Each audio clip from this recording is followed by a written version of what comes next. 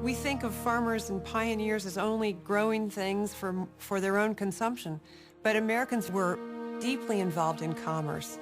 Even as farmers, one of the largest employers in this time was the maritime trades, shipbuilding, serving as sailors. This was a huge building block of our economy. But for most of the decade, that way of life has been on the brink of extinction. Great Britain has continually violated America's shipping rights on the high seas. At the top of a growing list of grievances, impressment of Americans by the British Navy. The British at this time are fighting an important war against Napoleonic France, and in order to fight this war, they need manpower for the Royal Navy. So they're stopping American ships on the high seas and forcing Americans to serve in the Navy. There were thousands of British sailors had deserted to the American Merchant Marine for better pay and conditions, and many of them take out citizenship.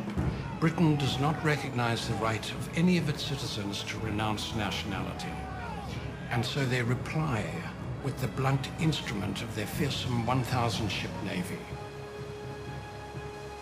In 1807, then-President Thomas Jefferson had urged Congress to pass the Embargo Act, a law forbidding foreign commerce.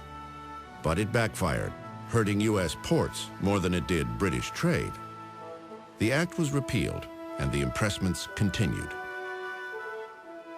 In a 6-year period leading up to 1810, they forcibly haul off about 5,000 sailors from American ships.